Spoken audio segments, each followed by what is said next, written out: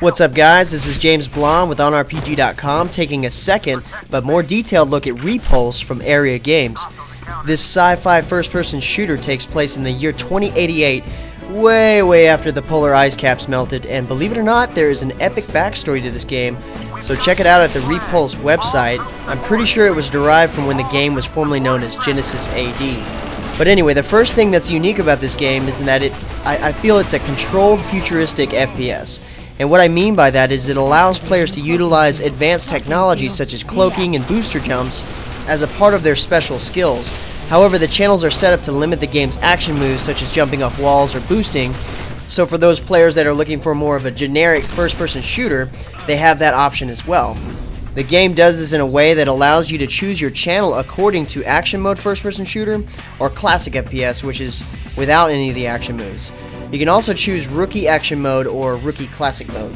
That way you can kind of see what works for you in terms of difficulty. As you're checking out the channel selection screen, you might notice that the menu is set up so that you can access whichever system you want from wherever you are. Let's say you're waiting in the lobby for a game to gather other players for a match to start. You can do things like shop around the store or customize your loadout for any of your classes. Also, from the menu, you can take a look at your overall records and break down your stats. And one thing I was glad about this game for having was a variety of game modes to choose from. Of course, you've got your team deathmatch and a variation of deathmatch called Sniper, which limits you to only the Sniper class. And in this game there are two different versions of Capture the Flag, CTF and CTF Tag. The rules are the same in CTF Tag, however in this game mode you can drop or hand off the flag to teammates for the extra challenge. The Demolition game mode has players try to successfully destroy target areas, while the other team either defuses the bomb or just plain kill off any of the opposing team, which can be easy playing 3v3, but not so easy 8v8. Evac is a game mode that is won by either capturing the circuit and using it to escape in the teleporter, or just by killing off the opposing team. Almost every time I played Evac it turned into a deathmatch and nobody ever used the teleporter to win the match. The circuit looked like an old school calculator placed in one of numerous boxes hidden around the map. Once you found the circuit, you had to run like hell while being shot at to the teleporter to win the match. By far my favorite game mode is Invasion. The round starts off by selecting at least one or sometimes multiple hosts that are aliens. The aliens use only their speed and action moves to try to hunt down and infect the other human players. Once you're infected, your goal is to continue the infection to the other humans. There's never any downtime in this game mode. This is a game mode that we've seen in some of the classic first-person shooters, so I'm really glad to see it in Repulse. Oddly enough, the Sabotage game mode was difficult to come across. Nobody was playing it, but when it was going on, it was always full. The objective in this is to find energy cells that are in the middle of the map and bring them back to your base to power your super weapon that looks kind of like a mammoth tank. The cargo boxes holding the power cells are located right down enemy lane.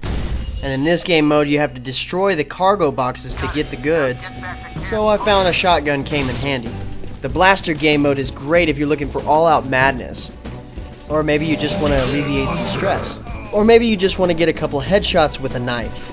In this game mode all you're allowed to use is the melee weapons like the Matter Divider or the hammer. There's also one pistol that spawns after a certain period of time, and hopefully you can be the one to pick it up. The game also has a built-in boot camp or tutorial that will help you get acquainted with any of the gameplay modes, as well as teach you how to use all of the action moves. Out of the game's 13 maps, most of the game modes have their own unique maps, but you also have some that cross over. The maps in the game fit the game style well. There can be a lot of detail, but there's never any unnecessary obstacles in your way. The small maps like Face Off are simple, while the larger maps like Silo and the Granite Cavern are complex with plenty of layers and alternative paths. The game has a couple of different power point systems. EP or energy points are used for boosting, cloaking, or some of the more futuristic weapons you can buy at the shop. SP or stamina points are used for dodging and wall jumps. And I'll talk in a couple of seconds about how the different gear plays part in this. So as you may know, there are three class choices: Assault, Sniper, and Engineer. Assault of course deals with your assault rifles and shotguns, Sniper uses sniper rifles and railguns, and the Engineer uses submachine guns and energy weapons that can be used to inflict damage or repair it. So you can essentially heal your team players. Each class has access to the pistols and melee weapons, and as of now there are 2 melee weapons, the sweet matter divider that you saw in my gameplay video, and the big ass hammer. Ooh, shiny. Mine sure is gold plated. I got it from OnRPG.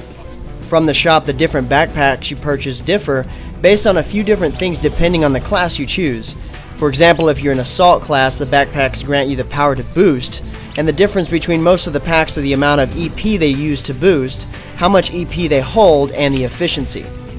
For the sniper class, you don't have the ability to boost with the backpacks. They differ in the amount of EP they can hold and are designed to be paired with the sniper's bodysuit for longer cloaking times.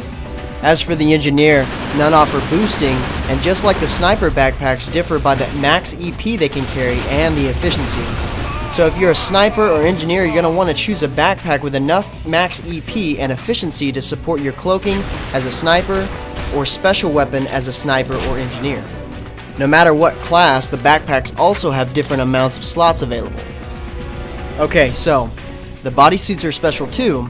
For the assault class, the bodysuits offer different combinations of defense, percent of max SP, and a little variation in walk and run speed.